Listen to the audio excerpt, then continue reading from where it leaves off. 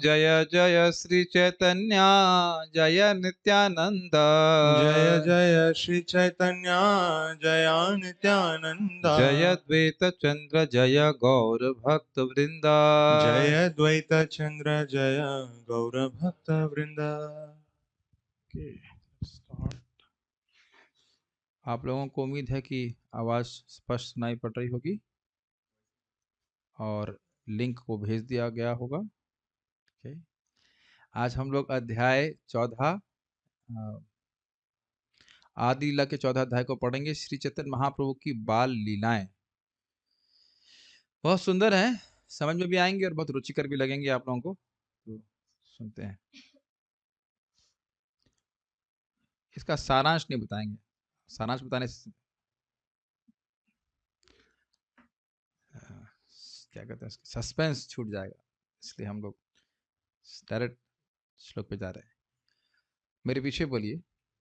कथंचन स्मृते यस्मिन् कथंचन स्मृते यस्मिन् दुष्करं सुकरं भवे दुष्करं सुकरं भवे विस्मृते विपरीतं स्यात् विस्मृते विपरीतं स्यात् श्री चैतन्यं नमामि तं श्री चैतन्यं नमामि तं कथंचन स्मृते यस्मिन् दुष्करं सुकरं भवे कथंचन स्मृते यस्मिन् दुष्करं सुकरं भवे विस्मृते विपरीतं स्यात् श्री चैतन्यं नमामि तं विस्मृते विपरीतं स्यात् श्री चैतन्यं नमाम्यतम् कथंचन स्मृते यस्मिन् दुष्करं सुकरं भवे कथंचन स्मृते यस्मिन् दुष्करं सुकरं भवे विस्मृते विपरीतं स्यात् श्री चैतन्यं नमामि तं विस्मृते विपरीतं स्यात् श्री चैतन्यं नमाम्यतम्।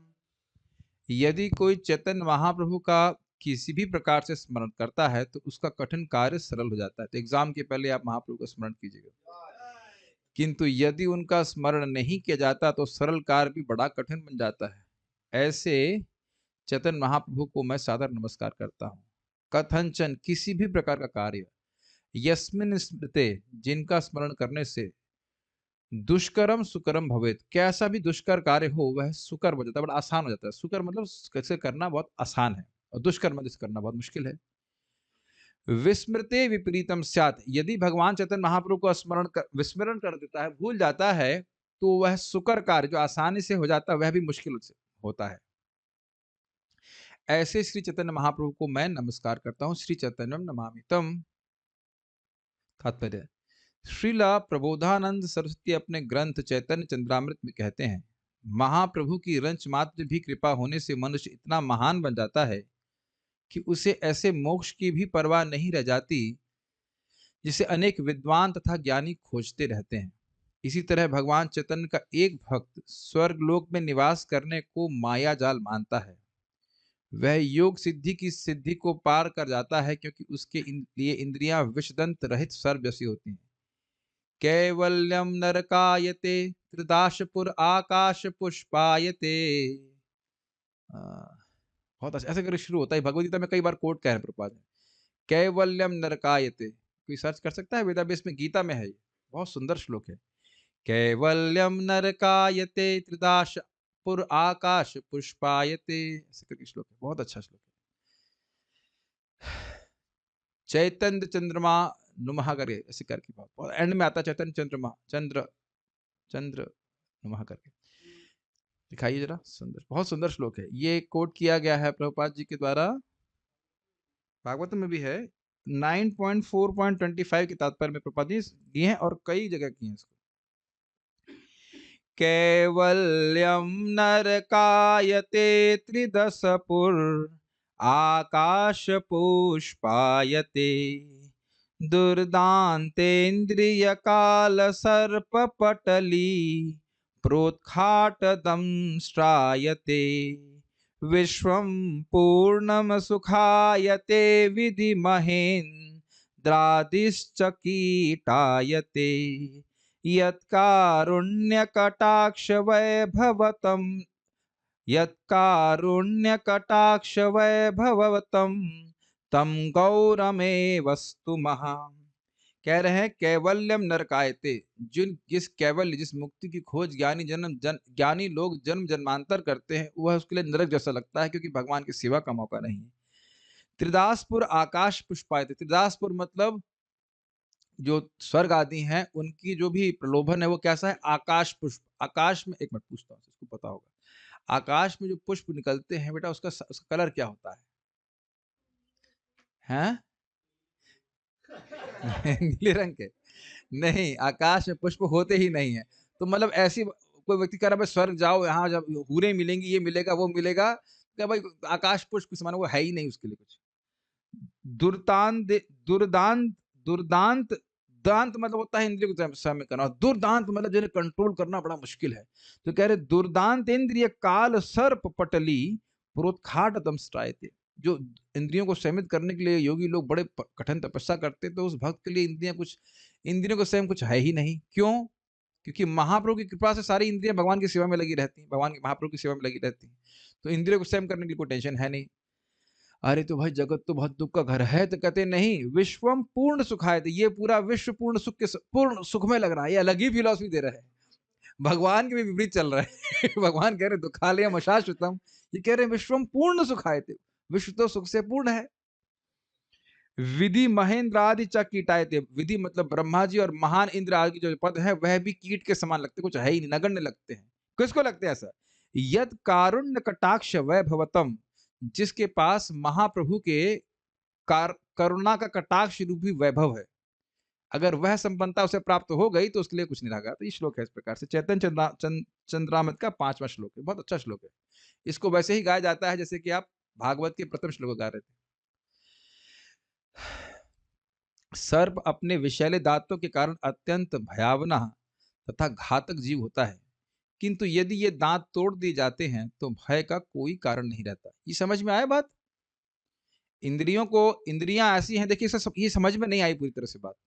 देखिए सर्प एक बार दंश मारता है, लेकिन उसका जहर पूरे शरीर में व्याप्त हो जाता है और आगे बहुत कष्ट देता है, मार भी सकता है इंसान को। ये प्रभुपाद जी इसको इसी तरह से समझा रहे थे, बहुत सुंदर तरह से समझा रहे थे कि सांप ने मारा, डांस एक जगह और एक बार मारा, लेकिन उसका प्रभाव पूरे पूरे शरीर में आ जाता है।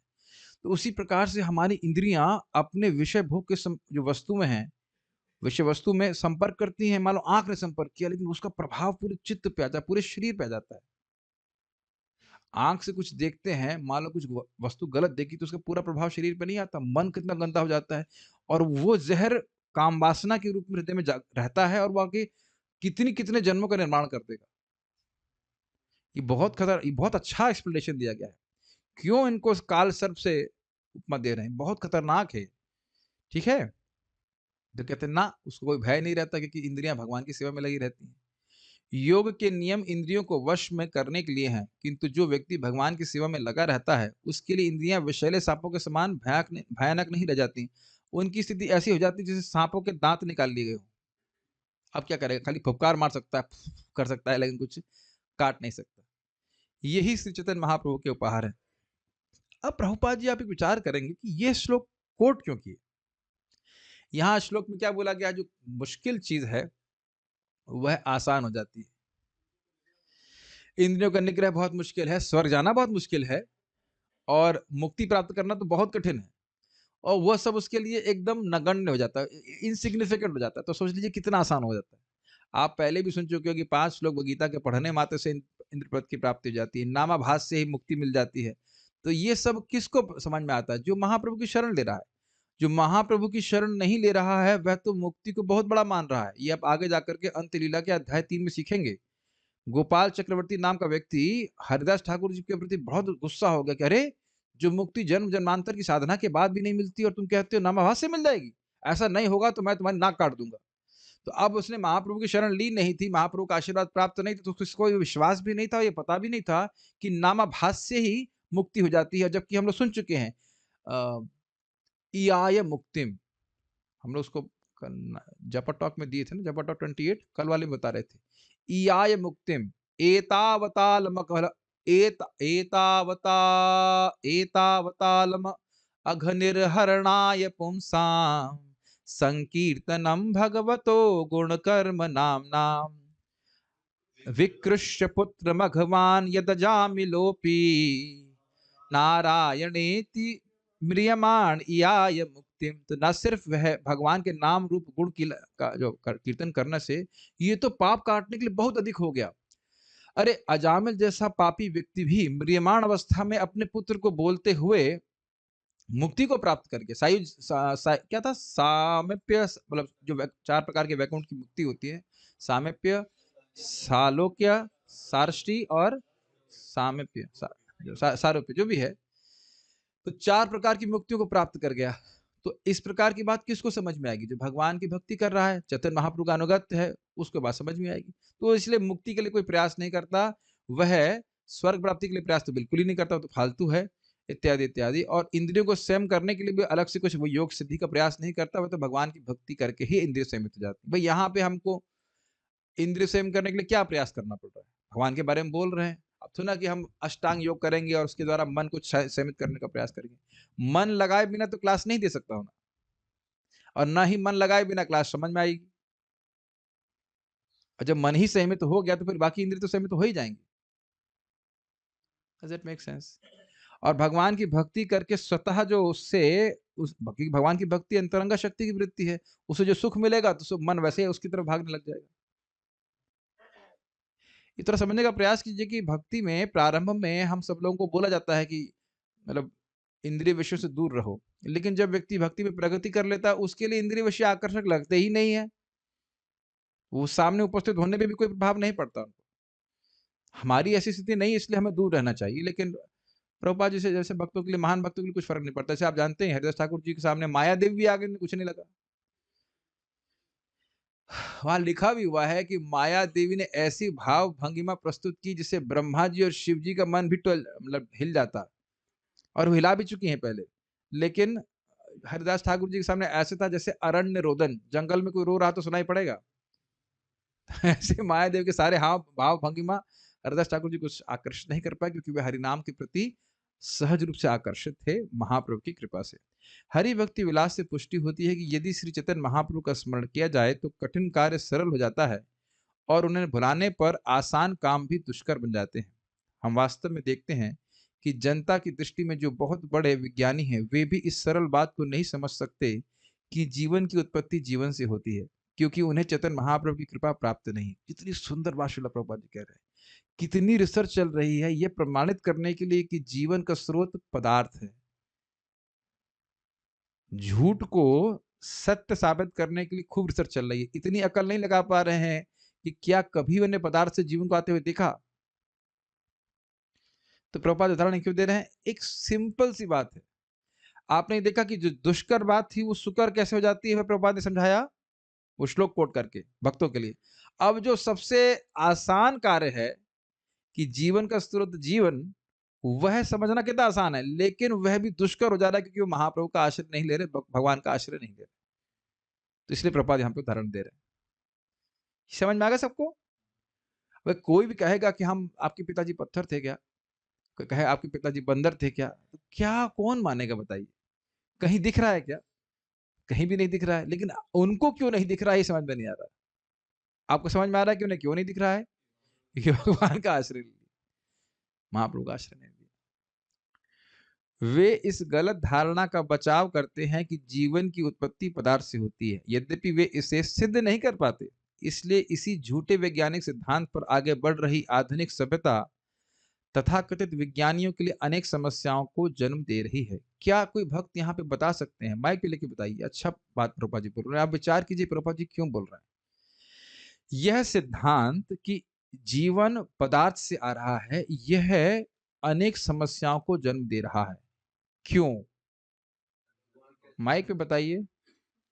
एक बहुत अच्छा प्रश्न है। सी व्हेन यू रीड, अब जब हम बेसिकली तो फोकस वे में रीडिंग करने का ही प्रयास कर रहे हैं, ये समझना चाहिए कि प्रभुपाद ये बात क्यों कह रहे हैं। मेरे को ना हाँ, जब तो माइक दीजिए, इनको बताता हूँ। हमारे मैथ्स की टीचर हमको पढ़ाते थे, जब हम आईटी की तैयारी कर रहे थे, कह रहे थे कि जब भी बेटा तू देखना यहाँ पे इसमें प्रॉब्लम क्या लिखी, तो उसमें लिखा है क्यों है ये बताओ। जब भी कोई क्वेश्चन देखो तो उस क्वेश्चन में ही उसका उत्तर छुपा रहता है। काफी बड़ा सीक्रेट दिया था उन्होंने, और उन्होंने कहा कि हिंट क्यों दिया, इसमें क्या दिया, ये लिखा है तो क्यों लिखा हुआ है। इस तरह से संबंध बन जाता है आपका। तो ये प्रभुपाद जी क्यों बोल रहे हैं? हाँ बताइए, प्रश्न समझ रहे हैं? प्रश्न क्या है बताइए? Can you repeat? वाह, दिस इज अमेजिंग। माइक पकड़ लिया उत्तर देने के लिए और प्रश्न ही नहीं समझे। प्रश्न ये प्रश्न ये है कि पदार्थ से जीवन आ रहा है, इस सिद्धांत पे विज्ञानियों ने इस जगत में समस्याओं को ही जन्म क्यों दे रहे हैं इस सिद्धांत के? हाँ बोलिए। वास्तव में जनता जो आत्म साक्षात के विज्ञान से ही अनभिज्ञ है। ये भी ठीक है। और कुछ?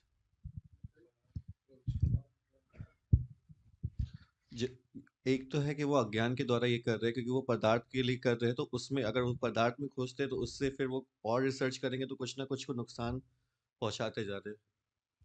यही तो प्रश्न है। देखिए, पहली बात ये है कि जब सब कुछ पदार्थ से आ रहा है, पहली बात तो ये सत्यापित नहीं हो सकता है, लेकिन मान लो सब कुछ पदार्थ से आ रहा है, तो क्या किसी मोरालिटी की जरूरत है? नहीं नहीं, पदार्थ तो कहीं से भी आया है, लेकिन मान लो पदार्थ से सब कुछ आ रहा है, तो क्या कोई मोरालिटी की, नैतिकता की जगत में जरूरत है? अब जब बताइए जगत में नैतिकता ही नहीं रहेगी, धर्म ही नहीं रहेगा, तो समस्या आएंगी कि नहीं आएंगी? अब आप सुनते हैं ना, विदेश में शादी की कोई जरूरत नहीं महसूस करते वो लोग, गर्लफ्रेंड और बॉयफ्रेंड के रूप में रह रहे हैं। नैतिकता का लोप हो जाने के कारण तो हो रहा है ना। और उससे क्या वो लोग सुखी हुए? सुखी नहीं हो रहा है। अब हम वही चीज धीरे धीरे करके भारत में भी आ रही है कि नहीं? स्लॉटर हाउसेस कहते हैं कि वह उनके कोई आत्मा नहीं है जानवरों की, आत्मा तो उस व्यक्ति की नहीं जो बोल रहा है। ये ग्रहण कर पा रहे हैं? सब कुछ पदार्थ है, तो पदार्थ के लिए नैतिकता क्या, जरा बताइए। कुछ भी कीजिए, कुछ भी गलत कीजिए, वो तो कुछ केमिकल का लॉस होने से क्या नुकसान होने वाला? अबॉर्शन इत्यादि को कहीं तो वो पाप नहीं मान रहे ना। एक उनका पाप का कंसेप्शन क्या है, ये बता दीजिए मुझे। तो भक्त गए थे अमेरिका, वहां से फोटो भेजे थे, मैं चकित रह गया था। वहां पे लीगल है अफीम का मेला। आपने भी देखा है क्या? सुना है सर। मुझे बताया तो आश्चर्यचकित हो गया, अफीम का मेला। आप समझ रहे हैं? मतलब फ्री होल्ड, फ्री बोले, फ्री होल्ड कहेंगे, एकदम फ्रीली लोग खा रहे हैं, पी रहे हैं, इस तरह से बताइए, नरक जा रहे हैं इस तरह से।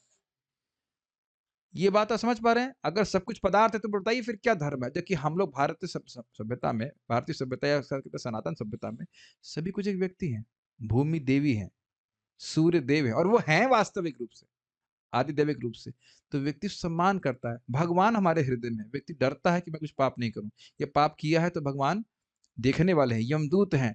ये सारा चीजें हैं जो सामाजिक, नहीं, जो दर्शन सनातन धर्म में प्राप्त है, उसमें सभी चीजें एक व्यक्ति के द्वारा नियंत्रित हो रही हैं, और ये वास्तविकता है। इंद्रदेव, चंद्रदेव, मेरी बात समझ में आ रही है? तो यहाँ पे जब इस प्रकार की बात बोल दी, और अल्टीमेटली भगवान कि जगत सब कुछ पदार्थ से आ रहा है, तो उसका मतलब कोई कंट्रोलर नहीं है, कोई नियामक नहीं, जो चाहो वो करो। और सारी समस्याओं का कारण यही है, जैसे ही व्यक्ति उन्मुक्त रूप से कार्य कर रहा है, वह समस्या उत्पन्न कर देगा। मानते हैं?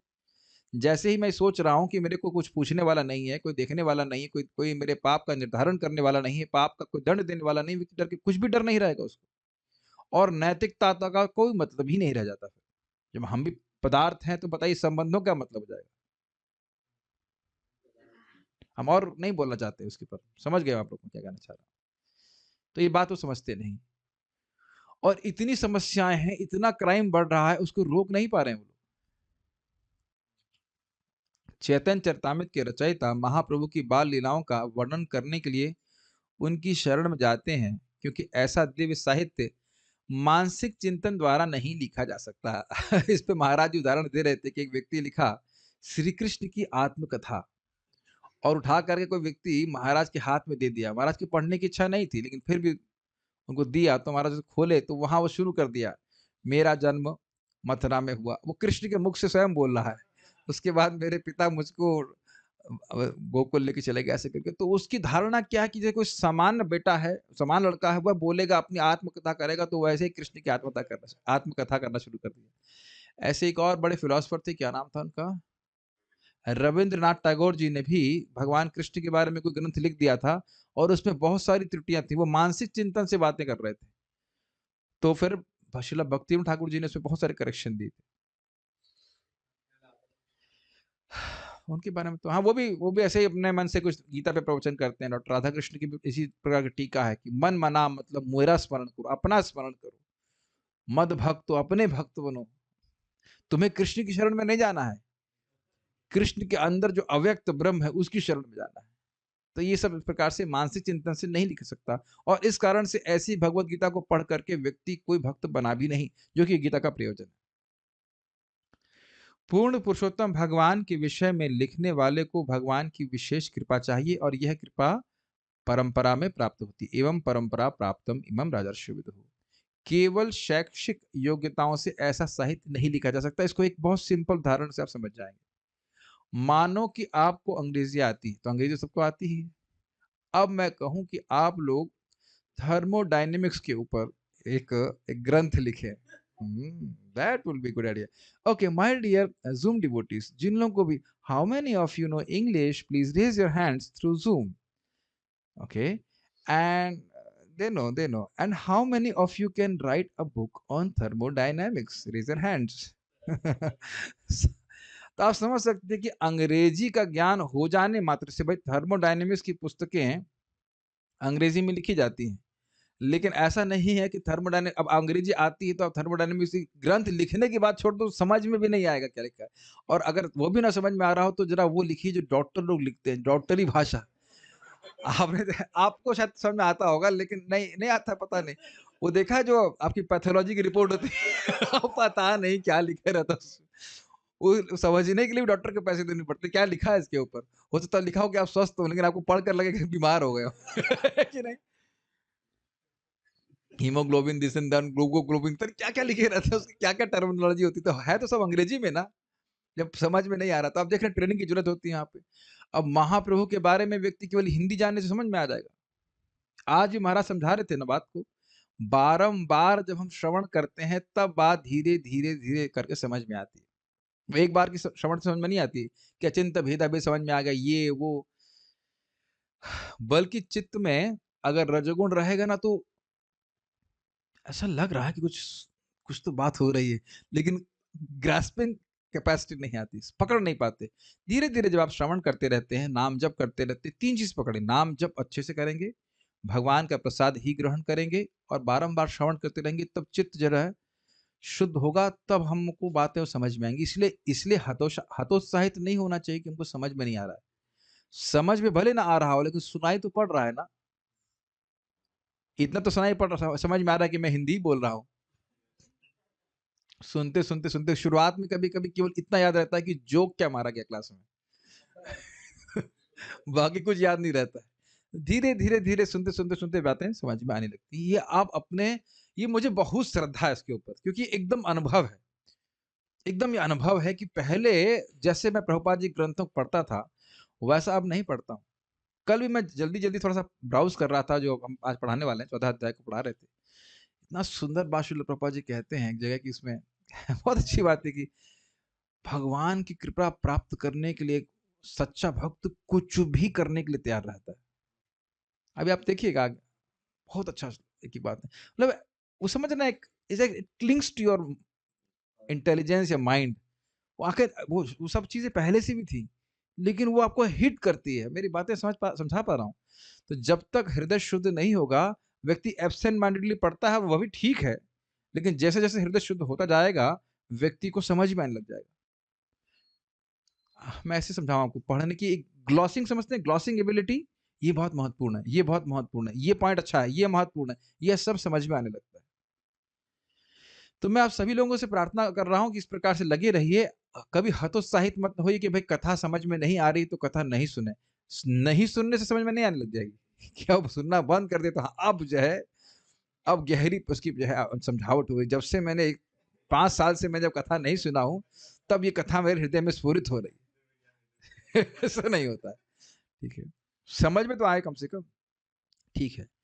जय जय श्री चैतन्य जय नित्यानंद, जय द्वैत चंद्र जय गौर भक्त वृंद इस बार चेंज हो गया, हर बार वही नहीं गाते, ठीक है, अपना ग्रंथ लिखेंगे आप चलिए, प्रभुर कहिलाए जन्म लीला सूत्र, यशोदा नंदन जय छे हैला शची पुत्र। इस तरह मैंने श्री चैतन्य महाप्रभु के आविर्भाव को संक्षेप में सूत्रबद्ध किया है। जो शची माता के पुत्र के रूप में उसी तरह प्रकट हुए जिस तरह माता यशोदा के पुत्र रूप में श्री कृष्ण प्रकट हुए थे। आपको स्पष्ट पता है ना, पिछले श्लोक में वर्णन था कैसे वसुदेव जी के चित्त में आए थे भगवान, फिर माता देवकी के गर्भ में गए। उसी प्रकार से यहाँ पे पहले जगन्नाथ मिश्र के चित्त में आए, भगवान मन में आए, उसके बाद शची माता के गर्भ में गए। तात्पर्य, श्रीला नरोत्तम, अरे 10:42 हो गया। श्रीला नरोत्तम दास ठाकुर इस कथन की पुष्टि करते हैं कि यशोदा के पुत्र भगवान कृष्ण अब पुनः शची माता के पुत्र बनकर चैतन्य महाप्रभु के रूप में प्रकट हुए हैं। ब्रजेंद्र नंदन जय शची सुत हैल सई, बलराम होइलो निताय। हरि हरि विफले जन्म गायन गा चुके हैं इसको। शचीपुत्र और कोई नहीं बल्कि माता यशोदा तथा नंद महाराज के पुत्र हैं और नित्यानंद प्रभु वही बलराम है। बलराम है ललिता है, ठीक है। संक्षेप कहिला जन्म लीला अनुक्रमा, एव कही बाल्य लीला सूत्रेर गणन। मैं उनके जन्म की लीलाओं का क्रमबद्ध वर्णन पहले ही कर चुका हूं, अब मैं उनकी बाल्यकाल की लीलाओं को संक्षेप में बताऊंगा। वंदे, मेरे पीछे बोलिए, वंदे चैत, पीछे, वंदे चैतन्य कृष्णस्य, वन्दे चैतन्य कृष्णस्य बाल्यलीला मनोहरा, बाल्यलीलां मनोहरां लौकिकीमपि तामीश, लौकिकीमपि तामीश चेष्टया वलितान्तरा। चेष्टया वलितान्तराम्।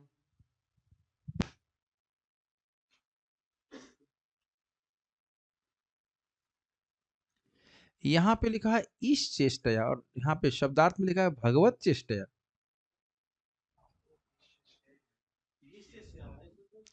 इसमें ईश चेष्टया लिखा है, शब्दार्थ में देखिए,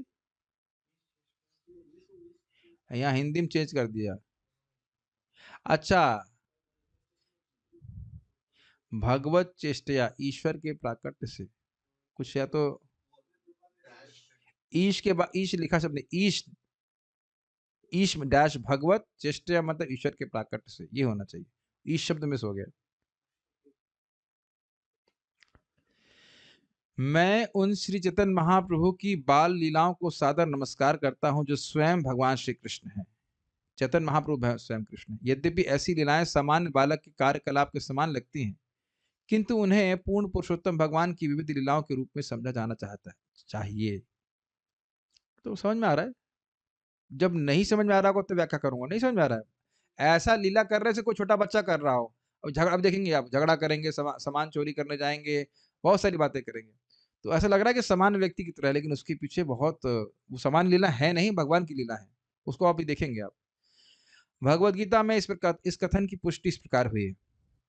अवजानन्ति माम मूढ़ा मानुषीं तनुमाश्रितं, परम भावम अजानन्तो मम भूत महेश्वरम। अवजानन्ति माम मूढ़ा, मूढ़ लोग मुझको नहीं जानते। क्या जानते हैं वो? मानुष्यम तनुमाश्रितम, वह सोचते हैं कि मैं मानव के शरीर का आश्रय लेकर के आया हूं। ऐसा क्यों सोचते हैं?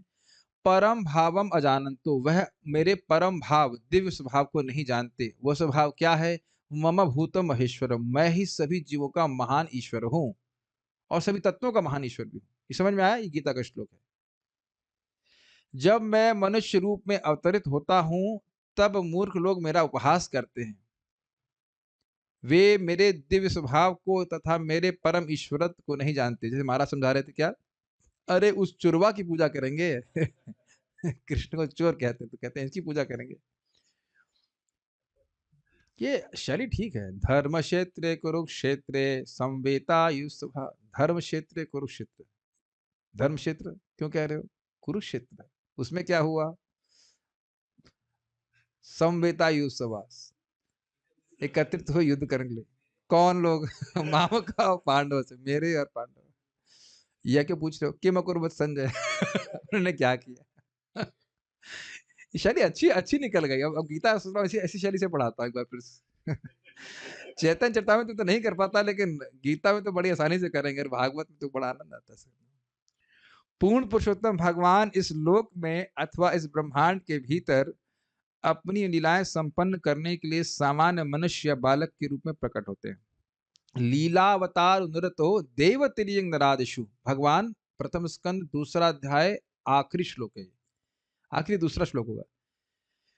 भावयित सत्वेना लोकान वै विश्व भावनः लीलावतार नृतो देव तिर्यंग नरादिषु। भगवान शुद्ध सत्व की मूर्ति हैं, लेकिन वह देवता में, जानवरों में, मनुष्यों में सब जगह अवतरित होकर के भावयति उनका पालन करते हैं। तो ऐसा जब भगवान मनुष्य के रूप में मनुष्य के समाज में आते हैं तो लोग सोचते हैं कि वो मनुष्य है, लेकिन सब मनुष्य है नहीं। फिर भी वे भगवान के रूप में अपनी श्रेष्ठता बनाए रखते हैं, यद्यपि लीला कर रहे बच्चे ऐसी। भगवान कृष्ण मानव बालक के रूप में प्रकट हुए, किंतु उनके बालकाल में भी उनके असाधारण कार्यकलाप यथा पूतना राक्षसी को मारना या गोवर्धन पर्वत को उठाना सामान्य बालक के कार्य नहीं थे। तो देखिए भागवत में प्रथम स्कंद के पहले अध्याय में क्या बोल रहे हैं? गूढ़ा कपट मानुष। वो छुप थे भगवान, लेकिन कपट कर रहे थे, मानो एक मनुष्य के बच्चे हों। ये बात है। नहीं तो एक मनुष्य के बच्चे के लिए गोवर्धन को उठाना, अरे गोवर्धन उठाना छोड़ दीजिए, हारमोनियम को ही एक उंगली पे बैलेंस करके दिखाइए, वो भी कितने दिन। और वह छोड़ दीजिए, ये जो मैं कई पहले भी उदाहरण दे चुका हूँ, हमारे रिजल्ट डिवोटीज को भी दिखा देता हूँ। अगर बहुत जब में नींद आए तो ग्लास को ऐसे ले लीजिएगा, दिख रहा है सामने, और हाथ ऐसे ले लीजिएगा, बाएं हाथ में ऐसे कर सकते हैं। ऐसे कभी मैंने किया नहीं है, लेकिन अगर ऐसा करना चाहें तो ऐसे हाथ कर दीजिए सीधे, और पानी भर के ग्लास को बैलेंस कीजिए एक से, हरे कृष्ण कृष्ण कृष्ण हरे हरे, हरे राम राम राम हरे, ऐसे करके 10 मिनट भी नहीं कर पाएंगे, इतना दर्द होगा। एक गिलास पानी का, नहीं कोई ड्रामा नहीं कर रहा था, प्यास लग रही थी। तो एक गिलास पानी का अब हम लोग 10 मिनट, और कोई नहीं कर सकता। मैंने सुना है कि बड़े बड़े पहलवानों को भी बोल देंगे तो उनका भी हालत खराब हो जाएगी, इतना कठिन है। और भगवान एक उंगली पे वो बाएं हाथ की गिरिराज जी को उठाए और पूरा ऐसे हाथ उठाए रखे, ऐसे करके हाथ उठा, हम लोग कुछ नहीं टंगा है, खाली हाथ ऊपर टांग दे क्लास, पूरे क्लास में, तो परेशान हो जाएंगे, है कि नहीं? और भगवान एकदम खूब उसमें लीला भी कर रहे हैं, राधा रानी को भी देख रहे हैं, गोपियों को भी देख रहे हैं, सबको देख रहे हैं, मुस्कुरा रहे हैं, ये बांसुरी बज रही है, सब कुछ हो रहा है 7 दिन 7 रात। तो इससे ये दिखा रहे हैं कि भगवान यद्यपि लग रहा है कि मनुष्य जैसे, लेकिन मनुष्य से कार्य नहीं कर रहे। एक चीज आपने ध्यान दिया, हम लोग 14वां अध्याय पढ़ रहे हैं और 12 अध्याय में खूब जम के तत्वों का निरूपण हुआ है, उसके बाद लीला पढ़ा रहे हैं। तो जब तक व्यक्ति तत्व ठीक से नहीं समझेगा भगवान का, वह उनकी लीला को कभी नहीं समझ पाएगा। ये बात बहुत ध्यान देने वाली है कि नहीं? अब तक जो क्रमशः सुनता आया मान लो प्रथम अध्याय से, तो उसको अब कोई संशय नहीं है कि श्रीमन चैतन्य महाप्रभु साक्षात भगवान कृष्ण है और भगवान कृष्ण परब्रह्म है। ये काफी महत्वपूर्ण बात है, और यही चीज श्रीमद् भागवत में भी घटित होगा। कितना तत्व का निरूपण किया जा रहा है, बारंबार किया जा रहा है, कितनी सारी प्रार्थनाएं हैं, आप देख रहे हैं ना, चल रहे हैं। क्यों? दशम स्कंद में आने के बाद कभी मन में यह संशय नहीं आना चाहिए कि मैं सामान्य व्यक्ति की कोई लीला पढ़ रहा हूं। सामान्य व्यक्ति की लीला नहीं होते, सामान्य व्यक्ति कर्मों को पढ़ रहा हूं। ठीक है? इसी प्रकार भगवान चैतन्य की लीलाएं, जिनका वर्णन आगे किया जाएगा, एक छोटे बालक के कार्यकलापों जैसी लगती हैं, किंतु वे ऐसी असाधारण लीलाएं हैं जो सामान्य बालक की शक्ति के बाहर। जैसे पुतला को मारना किसी इंसान के लिए भी कठिन था, 12 किलोमीटर लंबी राक्षसी को मारना कौन से भैया पहलवान के लिए मतलब सामर्थ्य में? अरे भाई कौन बोल रहा है? हाँ 18, ठीक है, वो मेरी स्टार नहीं थी। ठीक है 12 किलोमीटर, 12 मील कह लीजिए, ठीक है 12 मील कह लीजिए, 18 किलोमीटर। बाल्य लीलाए आगे प्रभुर उत्तान शयन, पिता माता देखाइला चिन्ह चरण। अपनी पहली बाल लीलाओं में महाप्रभु अपने बिस्तर पर लेटे लेटे ऊपर से नीचे की ओर पलट गए और इस तरह उन्होंने अपने माता पिता को अपने चरण चिन्हों कमलों के चिन्ह दिखलाए। तात्पर्य, ऊपर मुख किए हुए बिस्तर पर लेटने को या पीठ के बल लेटने के लिए भी उत्तान शब्द का प्रयोग किया जाता है। ये समझ में आया? ऐसे करके लेटे रहना। बच्चे जो छोटे होते हैं तो उनमें ये सामर्थ्य भी नहीं होता है कि वो पलट जाएं, और ये सेम लीला भगवान कृष्ण भी किए हैं। भगवान कृष्ण भी ये लीला किए हैं। परम पूज्य राधानाथ महाराज यहाँ पे भोगला में प्रवचन कर रहे थे तो कृष्ण लीला बोलते, और फिर उसी के इक्विवेलेंट चैतन्य महाप्रभु की लीला बोलते, तो सेम व्यक्ति हैं। तो जैसे भगवान कृष्ण भी, हर बच्चा करता है, ये कोई बड़ी बात नहीं है। वो पहली बार जब पलटता है तो उसके लिए भी एक उत्सव मनाया जाता है। मतलब बच्चे में इतना सामर्थ्य आ गया कि वह स्वयं पलट सकते हैं। माताएं, आप जानती हैं कि नहीं, बच्चों को, मतलब बच्चे जो छोटे होते हैं उन्हें पलटने, अब खुद पलटी करने का भी सामर्थ्य नहीं होता है, तो कुछ समय के बाद उनमें वो सामर्थ्य आ जाता है। तो ये बोल रहे हैं कि पीठ के बल भगवान लेटे रहते हैं, जो सारे ब्रह्मांड के स्रोत है। अब वो लीला में ऐसा स्थिति प्रस्तुत कर रहे हैं कि लग रहा है कि अब पलट भी नहीं सकते अपने से। कुछ पुस्तकों में उत्थान पाठ मिलता है। ये उत्तान शब्द का अर्थ हुआ कि पीठ के बल लेटे हुए हैं और वो पलट गए उसको, मतलब शक्ति आ गई बच्चे में। कुछ पुस्तकों में उत्थान पाठ मिलता है जिसका अर्थ है उठ खड़ा होना। महाप्रभु अपनी बाल लीलाओं में दीवार पकड़कर खड़े होने का प्रयत्न करते थे, लेकिन जिस तरह सामान्य बालक गिर पड़ता है उसी तरह महाप्रभु भी गिर पड़े और पुनः अपने बिस्तर पर जा लेटे। कितना स्वीट लग रहा होगा। थोड़ा सा आप इसे मनन करें, छोटे बच्चे दीवार पकड़ के खड़े होने का प्रयास करें और धम्म से इसे नीचे गिर जाते, देखा है आपने? हम लोग खुद भी गिरे हैं, बच्चों को भी देखा होगा आपने। इसके बाद आप लोग गूगल पे, आप लोग वीडियोस यूट्यूब पे सर्च कर सकते हैं, बच्चों की बाल लीलाएं उसको देख करके आप महाप्रभु की लीला का चिंतन कर सकते हैं। यही तो लीला स्मरण है। मेरे ख्याल से जो बच्चों भक्तों के बच्चे हुए हैं वह तो समझ ही रहे हैं। बड़ा अच्छा लगता है, बच्चा खड़ा होता है, धम्म से गिरता है, वो गिरना भी बड़ा अच्छा लगता है। हम लोग इस सुख से वंचित ही रहे तो अच्छा है है कि नहीं? दूसरे ये सुख गृहस्थ लोग भोगें, कोई दिक्कत नहीं है। हम लोग तो जिस सुख में है उसी में खुश रहे। लेकिन ये होता है, यही सब के लिए तो व्यक्ति संतान करता है, क्यों भाई, है कि नहीं? यही सब चीजों के लिए तो संतान करता है कि नहीं? भाई बच्चा, वो वात्सल्य रस इतना अच्छा लगता है, बच्चा उठ रहा है, गिर रहा है, और इसे देख रहा है इस प्रकार से। 2 साल, 1-1.5 साल गिरेगा, उसके बाद बच्चा परेशान करेगा। ठीक है। लेकिन महाप्रभु के संबंध में स्मरण करने से हमें इतना सुख मिल रहा है। शृण्वन्ति गायन्ति गृह्णन्ति भीक्ष्णशः स्मरन्ति नन्दन्ति तवेहितं जना तैव पश्यन्ति अचिरेण तावकं भव प्रभाहु परमं पदाम्बुजम्। और अद्भुत बात यह है कि जब हम इस लीला का वर्णन कर रहे हैं तो महाप्रभु कहीं उठ रहे होंगे या पलट रहे होंगे या कहीं गिर भी रहे होंगे। कितनी सुंदर बात है ना। सब कुछ वर्तमान काल में। समझ में आ रहा है आपको?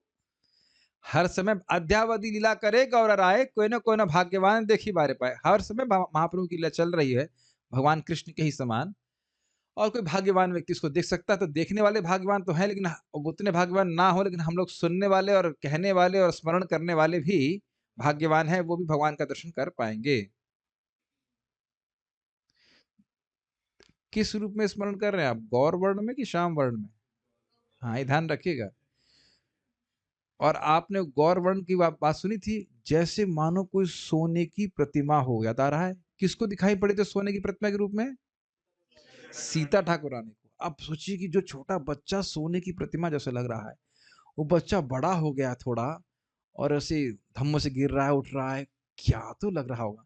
और आश्चर्य की बात है, इनकी माता को भी अद्भुत नहीं लगता होगा कि ये बच्चे का वर्ण कितना अलग है।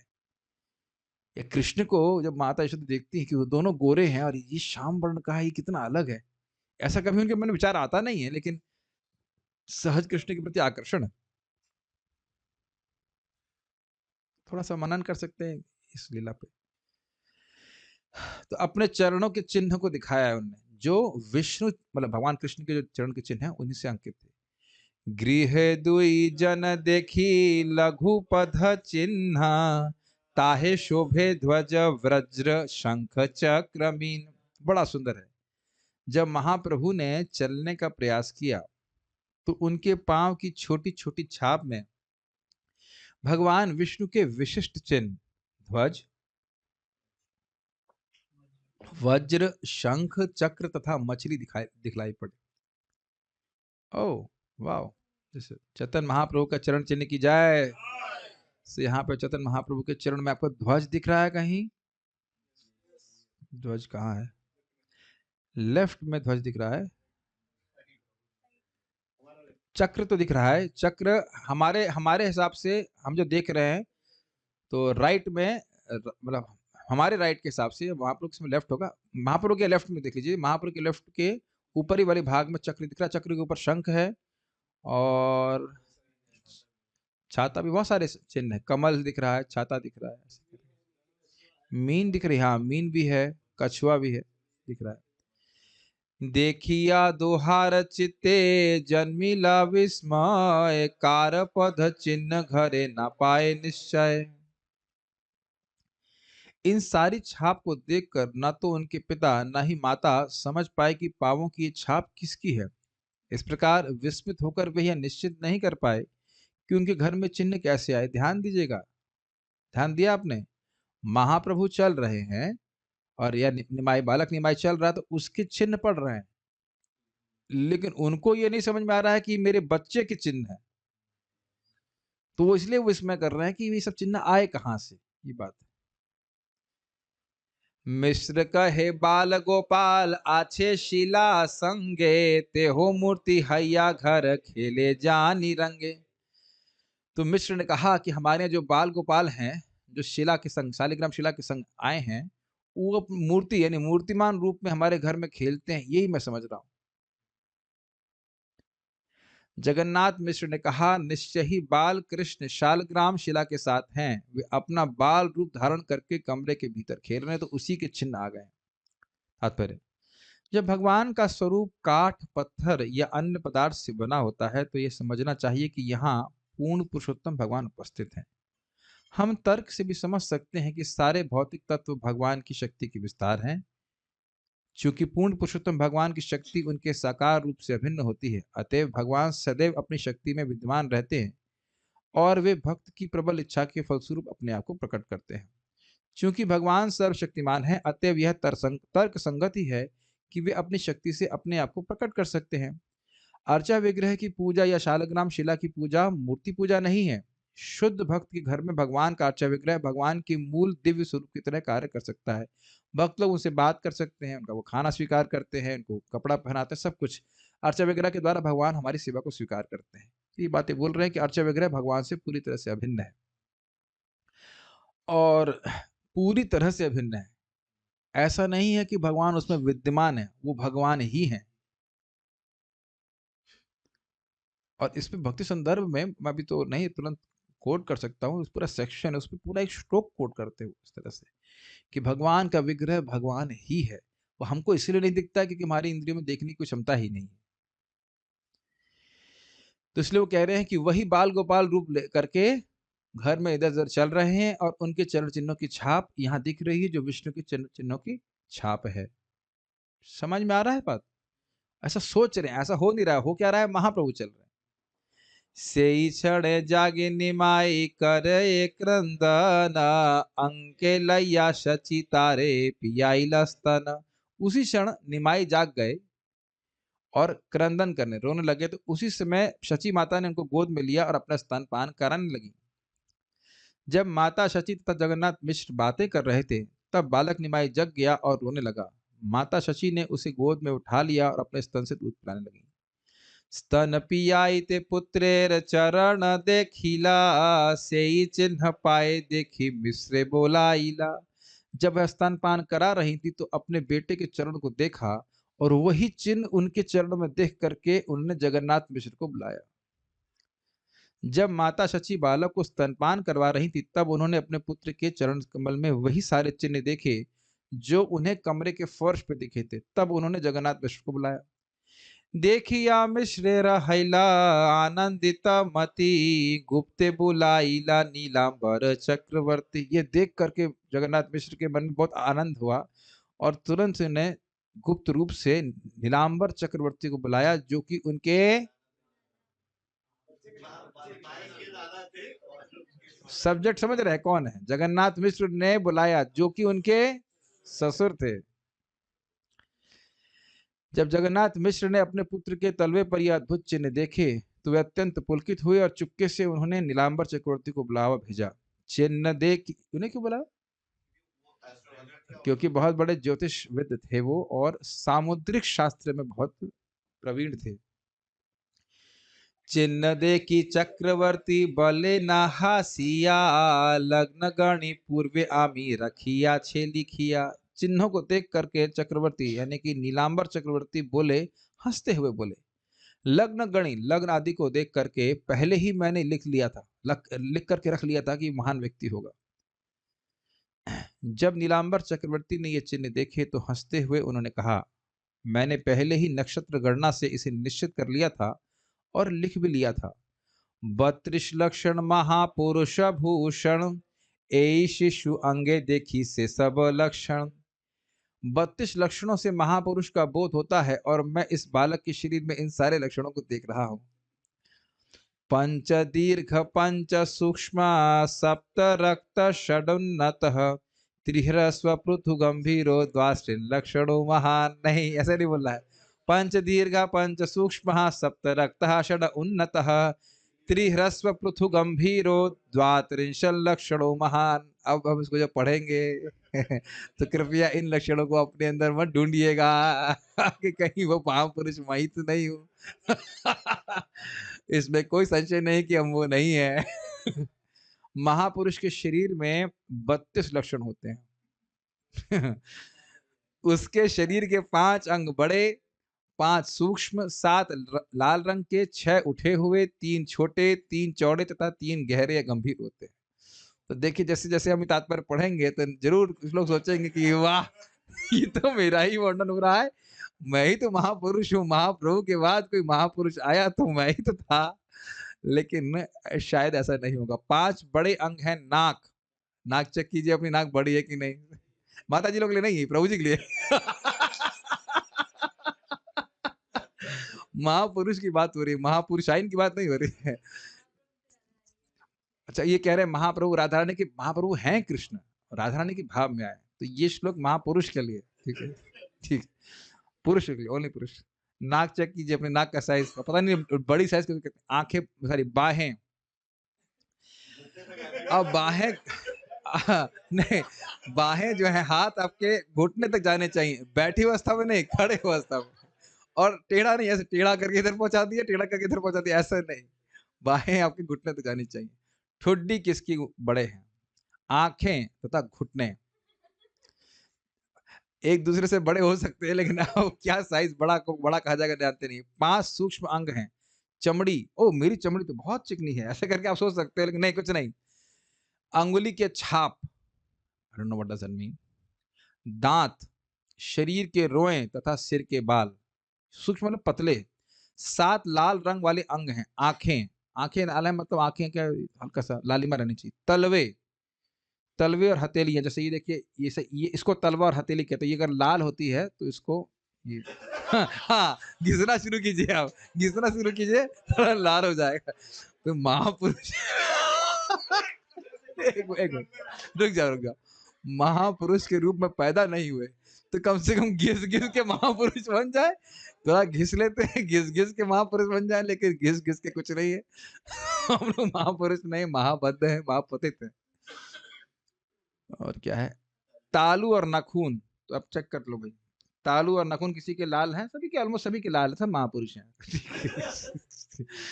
नाखून, तालू मतलब जीभ, सॉरी तालू जीभ। तो आप जब ब्रिज साफ करना देखना जीभ लाल है कि नहीं। कुछ लोगों की जीभ नहीं सफेद तो रहती है, साफ हो जाए उसका देखने लाल लाल है। सब लोग, अब हम यहाँ तो कराने वाले नहीं, सब लोग जीभ बाहर निकालिए कैसी लग रही है। जीभ तो प्राय साहब की लाल ही होती है, पता नहीं क्यों। वो वाली नहीं है, मेरा वाला रेड। ठीक है, तो मुझे पता था इसमें बहुत विनोद होगा। ये पढ़ेंगे। तथा ऊपर और नीचे के होठ, तो ये सब लाल अगर किसी के होते हैं तो उसको महापुरुष के लक्षण। 6 उठे हुए अंग हैं। वक्षस्थल, कंधे, नाखून, नाखून ऐसे उठे रहते हैं, कुछ लोग के नाखून चपटे रहते हैं तो उसे गोल। हाँ, सब चेक, सब चेक कर रहे हैं, कोई नहीं मिल रहा है। नाक, कमर तथा मुंह। तीन छोटे अंग हैं, गर्दन, जांघ तथा शिश्न। 3 चौड़े अंग हैं, कमर, ललाट तथा वक्षस्थल। और 3 गहरे अंग हैं, नाभि। आवाज मोटी करके बोलेंगे हो। वाणी, सॉरी नाभि तो पेट, नाभि हो गया। वाणी, वाणी गंभीर होनी चाहिए। तथा प्राण, प्राण गंभीर का अर्थ करता हूं, कुछ समझ रहे हैं। ये कुल 32 लक्षण महापुरुष के हैं। ये उद्धरण सामुद्रिक से, सामुद्रिक शास्त्र के अनुसार आप समझ सकते हो ये सब लक्षण। तो यहाँ नहीं, आप लोग पब्लिक में नहीं बोलना, प्राइवेट में तो हम समझ रहे हैं कम से कम 25-26 तो लक्षण होंगे ही, आप उसको नोट कर लेना। तो महापुरुष के लक्षण है। ठीक है। नारायण चिन्ह युक्त श्रीहस्त चरण, ए शिशु सर्वलोके करीबे तारण। नारायण के चिन्ह से युक्त इसके श्रीहस्त चरण, इसके श्री हस्त मतलब उनके हस्त कमल और चरण हैं, ये शिशु सारे लोगों का तारण करने वाला होगा। इस बालक की हथेलियां तथा तलवों में भगवान नारायण के सारे लक्षण चिन्ह हैं। यह तीनों लोगों का उद्धार करने में समर्थ होगा। एत करीबे वैष्णव धर्मेरा प्रचार, यह हईते हबे दुई कुलेरा निस्तार। यह वैष्णव धर्म का प्रचार करेगा और इसके द्वारा यह हईते हबे, इसके द्वारा दोनों कुलों का निस्तार होगा, अर्थात मातृकुल और पितृकुल। यह बालक वैष्णव संप्रदाय का प्रचार करेगा और अपने मातृ तथा पितृ दोनों कुलों का उद्धार करेगा। तात्पर्य, केवल साक्षात नारायण या उनके प्रामाणिक प्रतिनिधि के बिना वैष्णव संप्रदाय या भक्ति का प्रचार अन्य कोई नहीं कर सकता। जब कोई वैष्णव जन्म लेता है तो वह एक साथ अपने माता तथा पिता दोनों के कुलों का उद्धार करता है। तो अब देखिए, ये सारी बातें पुल्लिंग में की गई हैं। तो आप लोग कहेंगे क्या बच्ची अगर भजन करेगी तो कुछ नहीं होगा उसका? नहीं, जो बात लड़के पे घटित होगा वही बात लड़की पे भी घटित होगी। भाई सीधी सीधी बात है, जिसने भी, लड़की हो चाहे लड़का हो, वो जन्म तो माता पिता से ही लेते हैं ना। और उन माता पिता ने कैसे जन्म लिया? अपने माता पिताओं से। तो सभी का लिंक है कि नहीं? भाई हमारे माता पिता को जन्म देने के लिए उनके माता पिता थे, तो उनका योगदान है कि नहीं कहीं? हम जो भक्ति कर रहे हैं जिस शरीर से, उसको माता पिता ने दिया है कि नहीं? और उनके माता पिता को, हमारे माता पिता को उनके माता पिता ने शरीर दिया है। कुछ इक्वेशन समझ में आ रही है? तो हम जो भी भजन कर रहे हैं उस सबका लाभ उन सबको प्राप्त होता है। देखिए, एक एक नाम का अनंत लाभ है। तो यह नहीं सोचना चाहिए कि अरे मेरा लाभ उसमें उनको जा रहा होगा तो मेरे कुछ कमी पड़ जाएगी। मानो किसी का पति भक्त नहीं है तो पत्नी भक्ति कर रही है तो पति को भी लाभ प्राप्त होता है, और अगर पति भक्ति कर रहा है तो पत्नी को भी लाभ प्राप्त होता है। फिर भी खुद से करना चाहिए, लेकिन मानो नहीं कर रहा है और भक्ति कर रहा है तो लिंक होते होते होते वो पुण्य जमा होते होते व्यक्ति का उद्धार होता है। अब आप लोग भगवत गीता के 3 अध्याय की महिमा हम बताना चाहते हैं। वैसे अब बात आ रही तो समय समाप्त हो गया, तो ये तो पढ़ के फिर रुकते, फिर मैं कुछ डिस्कशन करना चाहता हूँ। महोत्सव कर सब बोला ब्राह्मण। बात समझ गए? हम भगवान की भक्ति करके न सिर्फ केवल अपना उद्धार कर रहे हैं, बल्कि अपने दोनों कुलों का उद्धार कर रहे हैं, और पुत्र के ऊपर भी घटित होगा और पुत्री के ऊपर भी घटित होगा। इसीलिए इसको सबसे अधिक महत्व देना चाहिए। और जरा बता दीजिए कि अगर आप नौकरी कर रहे हो, हमें नौकरी करने से अपेक्षा नहीं है, कोई दिक्कत नहीं है, अपेक्षा नहीं, वो क्या कहेंगे, अपेक्षा भी नहीं, प्रॉब्लम नहीं, हिंदी में क्या बोलेंगे उसको,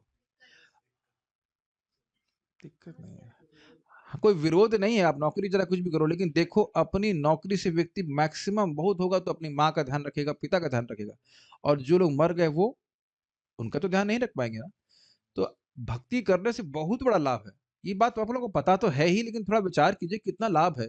नहीं तो हम लोग छोड़ देते ना भक्ति करना, अपना भी नुकसान खाएंगे और हमारे माता पिता का भी नुकसान होता है। तो इसलिए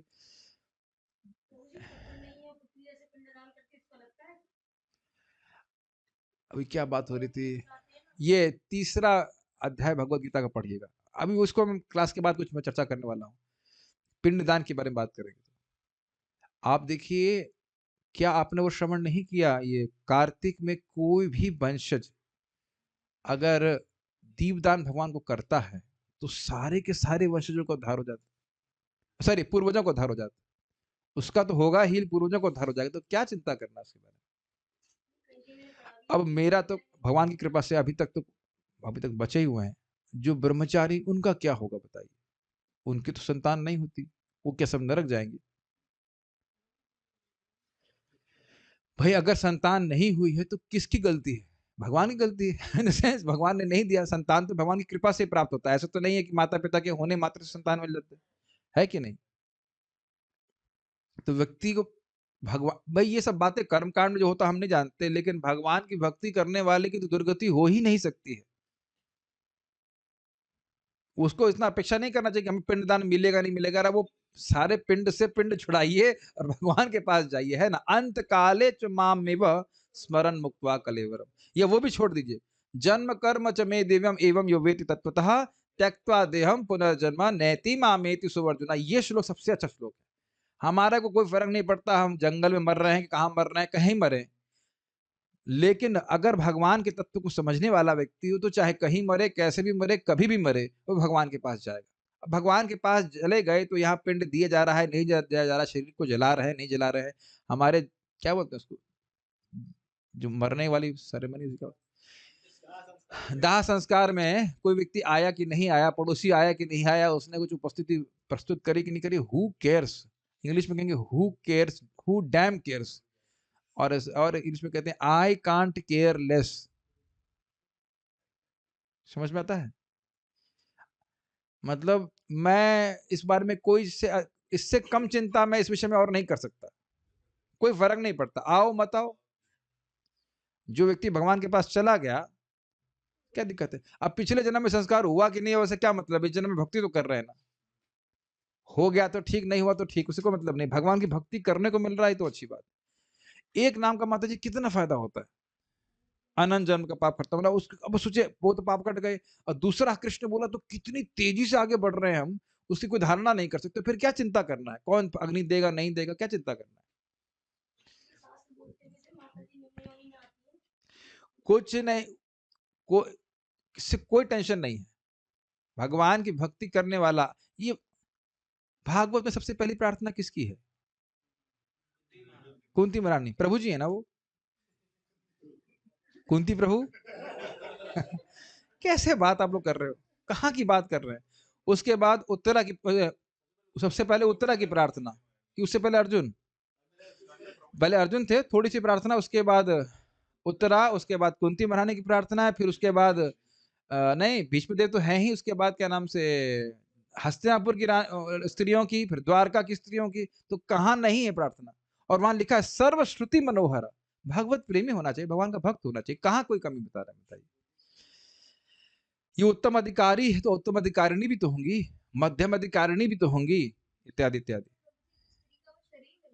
एग्जैक्टली, तो भक्ति की बात हो रही है। जो व्यक्ति भक्त बन गया या भक्त बन गई, भक्तिन बन गई, जो भी कह लीजिए, वो सभी कुलों का उद्धार करने वाली है। ये मैं परम पूज्य वृंदावन चंद्र महाराज से जानबूझ के पूछा, तो बोले लड़की भी उद्धार करने वाली है।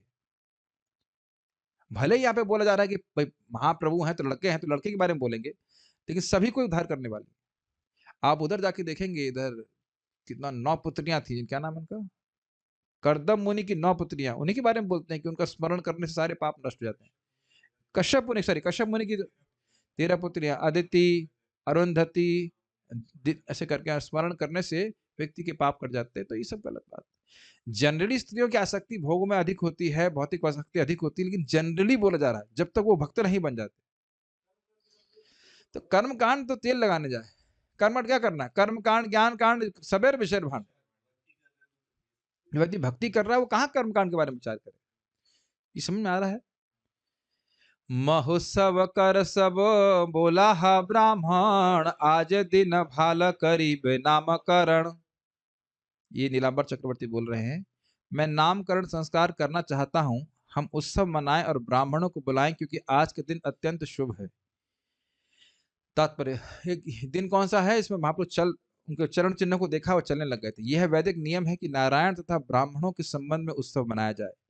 बच्चे का नामकरण संस्कार 10वें संस्कारों में से एक है। ऐसे उत्सव के दिन नारायण की पूजा करनी चाहिए और विशेषतः ब्राह्मणों को प्रसाद बांटना चाहिए। जिस दिन नीलांबर चक्रवर्ती, शची माता तथा जगन्नाथ मिश्र ने महाप्रभु के चरण कमलों में अंकित चिन्हों को पहचाना था, तभी वे समझ गए कि बालक निमाई कोई सामान्य बालक नहीं है, अपितु नारायण का अवतार है। अतएव उसी दिन उन्होंने निश्चय किया कि आज का यह दिन शुभ होगा अतएव नामकरण संस्कार संपन्न होना चाहिए। मतलब आज उन्होंने इस प्रकार के चिन्ह देखे हैं तो बहुत शुभ दिन है। इस संबंध में हम ये देख सकते हैं कि किस प्रकार पूर्ण पुरुषोत्तम भगवान के अवतार को उनके शारीरिक चिन्हों, उनके कार्यकलापों तथा शास्त्रों की भविष्यवाणी के अनुसार सुनिश्चित किया जाता है। तो यदि कोई कहे कि ये कोई भक्ति भगवान का अवतार है, तो पहले उसके चरण को देखिए, उसके तलवे को, हाथों को देखिए, तलवों को देखिए, आंखों को देखिए, इत्यादि इत्यादि। प्रभुपाद जी के सामने भी कोई व्यक्ति बोला ये गुरु जी भगवान है, कहते कि तो उसको फोटो दिखाओ तो कहा एकदम बुढ़ा, कहता ये बुढ़ा व्यक्ति भगवान है। भगवान कभी बुढ़े नहीं होते हैं। तो उसके लक्षणों से, यानी स्वरूप लक्षण और तटस्थ लक्षणों से देखना चाहिए। किसी व्यक्ति को प्रमाणों के आधार पर ईश्वर का अवतार माना जा सकता है, किंतु धूर्ती तथा मूर्खों के मतों से यह मनमाने तरीके से इस व्याख्या करने की जरूरत नहीं, सब समझते हैं। श्री चैतन्य महाप्रभु के आविर्भाव के बाद बंगाल में अनेक नकली अवतार होते रहे हैं, किंतु कोई भी निष्पक्ष भक्त या विद्वान ये समझ सकता है कि श्री चैतन्य महाप्रभु को कृष्ण के अवतार के रूप में जनमत से नहीं, अपितु शास्त्रों तथा विद्वानों के प्रमाण के अनुसार स्वीकार किया गया। यहाँ पे उनके शारीरिक लक्षणों को कौन देख रहा है? नीलांबर चक्रवर्ती जी, जो सामुद्रिक शास्त्र में एक्सपर्ट थे, पटु थे, जिन्होंने चैतन्य महाप्रभु को पूर्ण पुरुषोत्तम भगवान के रूप में स्वीकार किया। वे सामान्य व्यक्ति न थे, ठीक है, महान ब्राह्मण थे। प्रारंभ में उनकी पहचान नीलांबर चक्रवर्ती जैसे प्रकांड विद्वानों द्वारा की गई और बाद में उनके कार्यकलापों की पुष्टि 6 गोस्वामियों द्वारा, विशिष्टतया श्रील जीव गोस्वामी तथा श्री रूप गोस्वामी द्वारा और शास्त्रों के प्रमाण के आधार पर अनेक विद्वानों द्वारा की गई थी। तो इसलिए हम लोग भावुकता में महाप्रभु को कृष्ण नहीं स्वीकार कर रहे। ईश्वर का अवतार जीवन के प्रारंभ से ही वैसा होता है। ऐसा नहीं कि तपस्या करके भगवान बना, ऐसा नहीं है कि कोई ध्यान करने से एकाएक ईश्वर का अवतार बन जाता हो। ऐसे झूठे अवतार मूर्खों तथा धूर्तों के लिए होते हैं, समझदार पुरुषों के लिए नहीं। अब उनका नामकरण के बारे में हम कल सुनेंगे। श्रीमन चैतन्य महाप्रभु की जय। श्री श्री चैतन्य चरितामृत की जय। निताय गौर प्रेमानंदे।